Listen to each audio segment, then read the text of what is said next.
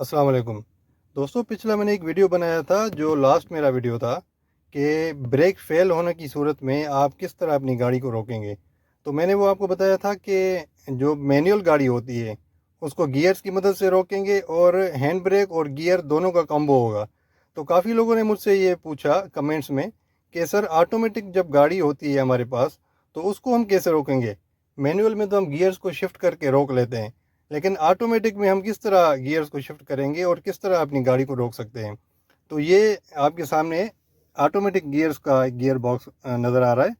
इसमें हमने वही तरीका अप्लाई करना है, जो सेम तरीका मैंने आपको बताया था मैनुअल गाड़ी में, ऑटो गाड़ी में भी हम वही तरीका अप्लाई करेंगे।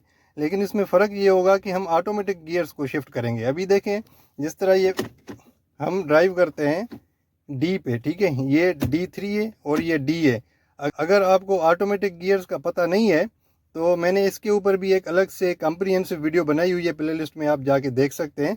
तो आपको ये गियर्स का भी समझ आ जाएगा कि ऑटोमेटिक गियर्स किस तरह काम करते हैं। लेकिन जिनको पता है, ये उनके लिए वीडियो है, वो ये चीज़ समझ लें कि जब हमारी गाड़ी की ब्रेक फेल हो जाती है तो गियर जो है हमारा वो डी पे होता है, ठीक है। तो हमने क्या करना है, ब्रेक तो हमारा काम करेगा नहीं, ठीक है।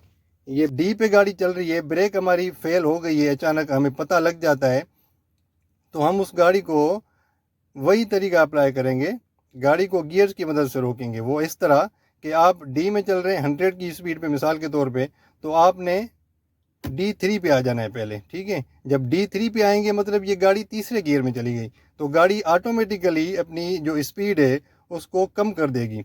जब थोड़ी सी कम होती है तो उसके बाद आपने D2 पे आ जाना है, ठीक है। ये मतलब दूसरे गियर पे आप आ गए। हम मैनुअल में तीसरे पे आते हैं, पाँचवें से तीसरे पे आते हैं, तीसरे पे फिर दूसरे पे, फिर पहले पे आते हैं, ठीक है। तो इसमें भी हमने यही करना है, पहले डी पे चल रही थी, D3 पे आ गए, जब थोड़ी सी स्पीड कम हो जाएगी तो फिर हम D2 पे आ जाएंगे, जब और स्पीड कम हो जाएगी, जब मज़ीद स्पीड कम हो जाएगी तो हम एल पे आ जाएंगे। एल का मतलब होता है लोअर गियर, ठीक है, मतलब पहला गियर। जो मैनुअल गाड़ी में पहला गियर होता है, एल का मतलब वही है, ये लोअर गियर है, ठीक है। जब लोअर गियर में गाड़ी आ जाएगी, ब्रेक तो आपकी लगेगी नहीं, तो आपने हैंड ब्रेक को खींच लेना है, ठीक है, आपकी गाड़ी रुक जाएगी। उसके बाद आप न्यूट्रल पे कर लें या पार्किंग पे कर लें।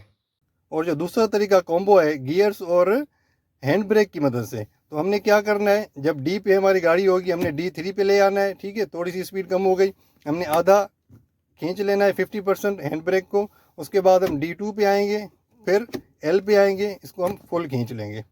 बस यही तरीका होता है। मैनुअल में और ऑटो में सिर्फ ये फ़र्क होता है कि ऑटोमेटिक गाड़ी में गियर्स जो है वो ऑटो शिफ्ट होते हैं। मतलब आपने अगर डी पे रखा हुआ है तो डी मतलब फुल टॉप गियर पे गाड़ी ऑटोमेटिकली शिफ्ट करेगी, नीचे भी जाएगी, ऊपर भी जाएगी। मतलब जहाँ पे तीसरे गियर की ज़रूरत होगी तो तीसरे पे ऑटोमेटिकली जाएगी, जब पाँचवें गियर की ज़रूरत होगी वहाँ पे भी ऑटोमेटिक ये गाड़ी पाँचवें में चली जाएगी। लेकिन जब अगर आप D3 पे होंगे तो तीसरे गियर तक गाड़ी ऑटोमेटिकली शिफ्ट होगी। जब गाड़ी को पाँचवा गियर चाहिए होगा, पाँचवें गियर की गाड़ी को ज़रूरत होगी, तो पाँचवें पे ऑटोमेटिकली शिफ्ट नहीं हुई, क्योंकि हमने 3 पे रखी हुई है, D3 पे रखी हुई है, मतलब तीसरे गियर तक। इसी तरह अगर 2 पे होगा हमारा गियर तो दूसरे गियर तक हमारी गाड़ी ऑटोमेटिकली शिफ्ट करेगी। तो दोस्तों, यही तरीका होता है। मेरा ख्याल है कि उन लोगों को पता चल गया होगा, उनको समझ आ गई होगी कि हम ऑटोमेटिक गाड़ी में किस तरह गियर्स को शिफ्ट करेंगे और किस तरह अपनी गाड़ी को गियर्स और हैंड ब्रेक की मदद दोनों की कॉम्बो से गाड़ी को हम रोक पाएंगे। Thank you very much.